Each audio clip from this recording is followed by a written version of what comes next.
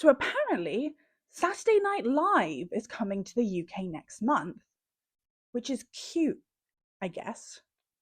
America's messiest, most iconic sketch show, Saturday Night Live, is being imported to Britain, which kind of feels bold in 2026. Or maybe this is just our collective punishment for sending them James Corden.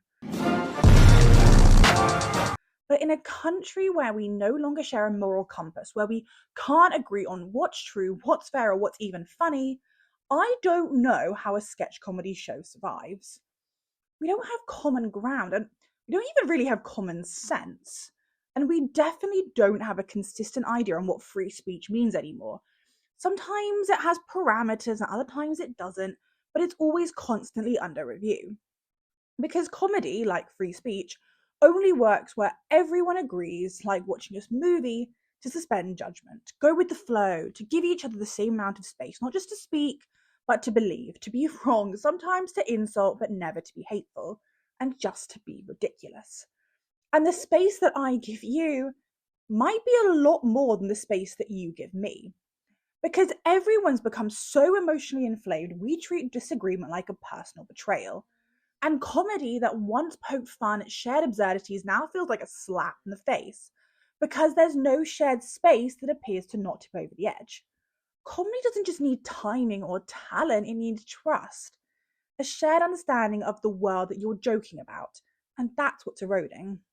Because if you look at older British comedy, the stereotypes were obvious and often outrageous. But the joke wasn't endorsing them, it was pointing out the absurdity of people and culture, often our own, and saying, we're ridiculous, let's laugh at it. In a way, it addressed the issues because it highlighted them.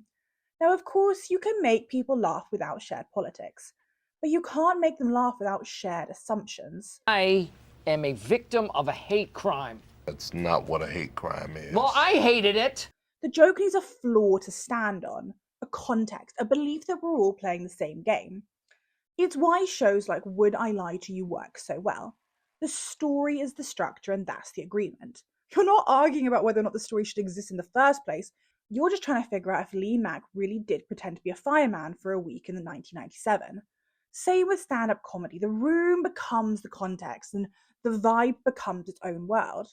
But SNL's sketch-style comedy is different. It pulls from real life, real headlines, and real mess. And if we don't agree on the narrative, the joke doesn't land. Because if you take a current events sketch, one person sees political hypocrisy, another sees a hate crime, one laughs, and the other reports it.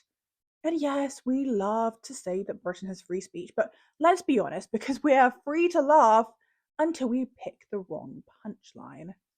People say you're having a blonde moment, but make a different hair colour and suddenly you're in trouble.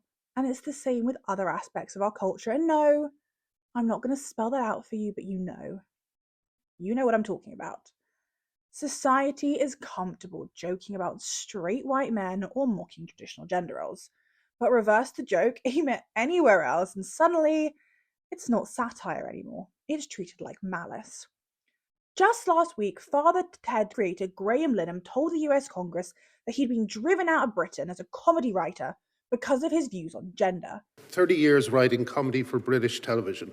It was a career I loved, but it ended when I began noticing that women were losing their livelihoods, their social circles, and even their freedom for defending rights won over 100 years ago by the suffragette movement. Now, whether you agree with him or not isn't the point. The point is that a comedian had to beg a foreign government to protect speech he couldn't express in the country he wrote jokes for. And that is just depressing. And he isn't the only comedian to highlight this issue of comedy in this country. Because the truth is that modern Britain isn't lacking in comedy, it's lacking in comedic space. We're so scared of offending, so scared of being clipped, so scared of saying the wrong words in the wrong tone, in the wrong inflection, so scared of going viral for the wrong reasons that we don't even trust the audience anymore. We used to assume that the audience were there because they supported the show and they could cope with the direction of play. Comedy used to assume that you were smart, maybe even a little dark. And now it's not even about being in the room. Now it's everything has to be pre-chewed, pre-cleared and polite. like it's being performed for a room full of psychologists with clipboards. And it's a shame because we're still so funny. British awkwardness is elite and talent is everywhere, and I am genuinely looking forward for a chance to discover new comics. Because I've seen firsthand how hard it is to break into the arts, and I imagine comedy's even tougher now. Not because the jokes are worse, but because the rules keep shifting. So maybe SNL UK will be absolutely brilliant. Maybe it'll dance through the cultural landmines. The irony, of course, is that many of those landmines were planted by the same liberal leaning arts industry who will now struggle to tiptoe through them. The same people who, in narrowing the path for others, may have accidentally killed the very thing that they were trying to protect. Are we the baddies? Or maybe it will just try to please everyone and end up being nothing but sketches about Pret and potholes. But comedy only really works when there's trust. Trust in the joke, trust in the room, trust that the audience wants to laugh, not litigate. And now, I'm not sure we've even got the audience for it, or the trust. So, good luck, SNL UK. I mean, go break a leg. Just not too outside the approved parameters of political, cultural, entertainment, or comedy, or someone might call Ofcom.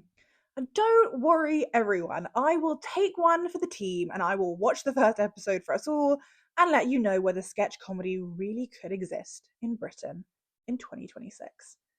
And let me know what you think about this below. And also, let me know your favourite comedy show or your favourite joke. I mean, I think we could all do a genuine laughter these days. It's been a tough year so far, hasn't it?